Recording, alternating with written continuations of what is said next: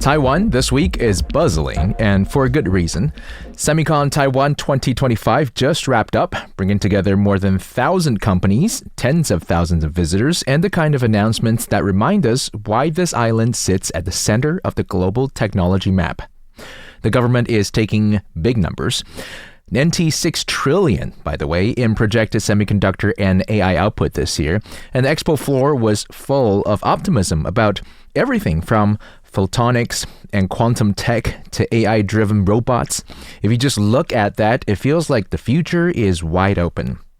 But if you take a step back, there's another story running alongside the celebration.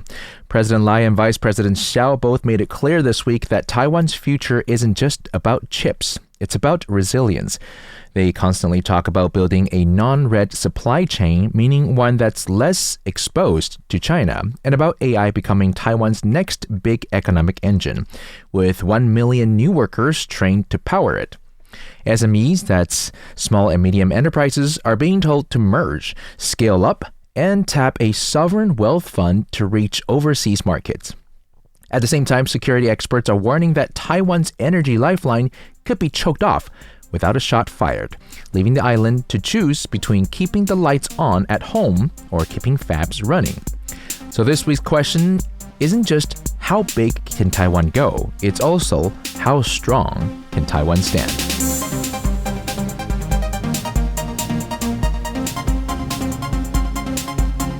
Hi, you're listening to Beyond the Reefs, a show produced by Radio Taiwan International. Here we talk about socioeconomic issues that are faced by Taiwan and their broader impact around the world beyond the reefs of this island nation. Semiconductors and statecraft, both were on display here at the SEMICON Network Summit in Taipei, held one day before the opening of one of the world's largest chip industry events. Officials and industry leaders from across Asia, Europe, North America, and beyond shared the stage with those from Taiwan, including President Lai, and the message was partnership. As AI sends chip demand soaring, Taiwan's firms are expanding global operations while navigating trade uncertainty. One leader of a national research center co-hosting this event says that's why cross-border collaboration is essential. I keep saying that semiconductor is not built on top of one single company, one single technology. It's a supply chain, it's a partnership around the world. And this is going to create a very positive impact of the entire world to work together for semiconductor industry to move forward. I think this is not competition. This is the place we build a partnership and, of course, the friendship. Other topics at the event included the future of AI chips and how to foster semiconductor talent. This forum and SEMICON as a whole aim to show that when it comes to chips, capacity matters, but trust and friendship may matter more. Let's begin with the big stage, SEMICON Taiwan 2025. This year expo was massive. Like we said, 1,200 companies, 4,100 booths, and a sense that Taiwan is still the heartbeat of the semiconductor world. Premier Cho set the tone with some eye-catching numbers. Last year, the sector generated 5.3 trillion NT dollars. That's about 185 billion US dollars. And this year, the government is aiming even higher, to 6 trillion NT dollars, or roughly about just over 200 billion US dollars, thanks in part to the new AI infrastructure project. The message was very clear. Taiwan isn't just making chips, it's building the scaffolding for the AI era. These 10 infrastructure projects cover everything from silicon photonics and quantum technology to drones and smart robotics, and they're backed by real money. More than 30 million NT dollars has been budgeted for AI this year. But here's the nuance. While the numbers sound unstoppable, the world outside is anything but stable. Tariffs from Washington, supply chain bottlenecks, and talent shortage remain real concerns. Yet Taiwan's stock market rallied 300 points on the back of SEMICON announcements, and TSMC shares surged, a reminder that global investors, they still bet on Taiwan's ability to deliver. So SEMICON this year wasn't just an exhibition, it was Taiwan saying, hey, we're still indispensable and we're not slowing down. The challenge, though, is whether this momentum can withstand the geopolitical and economic headwinds gathering just off stage. So from the expo floor, let's pivot now to leadership messaging. President Lai this week emphasized that he calls a non-red supply chain. In plain terms, that means one built on democratic alliances, less vulnerable to Chinese influence. Lai spelled out 3 measures. 1, strengthen the semiconductor sector's foundations. 2, deepen global cooperation. And 3, expand Taiwan's AI workforce. The ambition is very big. 1 million AI professionals trained through a comprehensive education pipeline. That's not just coding boot camps, but everything from high school curricula to advanced research exchanges. He also called for cross-border talent network to build on trust, something Taiwan hopes will set it apart from more politically entangled supply chains. Now, why is this significant? Because supply chains aren't just about parts and logistics anymore. They're about values. In the US, Japan, and Europe, there's growing emphasis on trusted suppliers, quote unquote, in sensitive industries like chips. Lai is positioning Taiwan as the, quote unquote, trusted partner that others can rely on when tensions with China heat up. The context here matters because Taiwan still produces nearly 90% of the world's most advanced chips. If that capacity is seen as vulnerable, global markets wobble. But if Taiwan is seen as not only capable but trustworthy, its strategic leverages rise. Lai's message at SEMICON was essential that we're more than a factory, we're a partner in a secure digital future. It's a rebranding effort that may pay off, especially as allies try to decouple key technologies from Beijing. In the face of geopolitical uncertainty, gray zone threats from China, as well as other threats like climate change and changes to international trade, Taiwan's leaders are gathering to discuss how to protect the nation's security. President Lai says Taiwan needs to prioritize resilience in a number of sectors.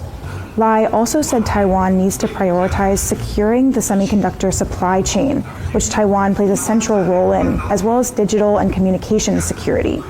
He mentioned Taiwan's undersea cables, which connect the country to the rest of the world and have recently been damaged, with some experts warning of deliberate sabotage by China. Securing Taiwan's industries was also on the agenda, with the economy minister saying the country needs to make sure the AI industry has enough talent. Both leaders also talked about how to help small and medium-sized businesses cope with U.S. tariffs. With the backdrop of global uncertainties, leaders here are pushing for an expanded sense of security, one that doesn't just include military readiness, but also increased resilience in all areas of society. From the president's message to now Vice President Hsiao Bi-khim, who also grabbed headlines this week with her speech at the Taiwan AI Academy annual conference. She called AI Taiwan's next economic engine, describing it as, quote, advancing at the speed of light. That's a catchy line, but behind it is a serious argument. AI isn't just about industrial upgrades. It's about reshaping everyday life in Taiwan, from narrowing the urban-rural divide to easing burdens in education, healthcare, and even agriculture. She addressed the skepticism that young people might feel that AI could make jobs disappear or leave them behind. Hsiao flipped that narrative, calling AI an endless journey of learning. She argued that just as Taiwan's engineers impressed the world by rapidly restoring chip production after earthquakes, the same resilience and adaptability will allow Taiwan workers to thrive in the AI era. But she didn't shy away from the risks. She pointed out threats like disinformation, algorithmic bias, and privacy concerns. In her words, AI could become a runaway horse if left unchecked. That balance of optimism and caution struck a chord because it reflects Taiwan's real dilemma, racing ahead in tech innovation while safeguarding social stability. So for investors, her comments signal continuity. Taiwan is learning hard and leaning into AI as its growth driver for the next few decades. For ordinary citizens, it was reassurance that the government sees AI not just as profit, but as a tool to improve quality of life across all of Taiwan. Our fourth story of the day, the National Association of Small and Medium Enterprises, NASME, weighed on President Lai's broader economic strategy. And here's the keys. SMEs make up 98% of Taiwan's businesses and employ more than 8 million people. That's basically the backbone of Taiwan's economy and society. President Lai's three-pronged plan got their backing: help SMEs weather tariffs and transition toward digital and green practices. That's one. Two, encourage mergers to build scale and competitiveness. And three, use Taiwan's sovereign wealth fund to invest in global distribution channels. NASME chair Mr. Lee made the point that SME struggles could quickly spill into social challenges. I mean, think about it. If millions of small family-run shops and workshops collapse, unemployment and inequality rise fast. That's why the idea of mergers is gaining traction. Right now, the average SME in Taiwan has just 5 employees or less. Economists like Cho Rong-tai said that scaling up through consolidation is the most direct way to give these businesses a fighting chance in global markets. The sovereign wealth fund part is also important. By acquiring stakes in overseas distribution channels, Taiwan's traditional industries could suddenly gain direct access to foreign consumers, bypassing the usual bottlenecks. It's essentially buying a seat at the global table. This strategy doesn't make the headlines like AI or semiconductors, but it matters because if Taiwan's base economy falters, even the most advanced tech sector can't shield society from instability. Taiwan's economy ministry says the country's liquid natural gas imports are diversified enough to withstand any future Chinese attacks on its energy sector. It was responding to a U.S.-based think tank report warning that Taiwan relies on Qatar for about 30% of its LNG imports, making it vulnerable to Beijing's influence. The ministry says Qatar's share of gas has decreased by nearly half over the past decade, reflecting the government's efforts to reduce dependence on a single supplier. Currently, more than 40% of Taiwan's electricity is generated by LNG imports from 14 different countries. And finally, the sobering part, energy security. A U.S. think tank, the Foundation for Defense of Democracies, issued a report warning that Taiwan's reliance on liquefied natural gas, particularly from Qatar, is a critical vulnerability.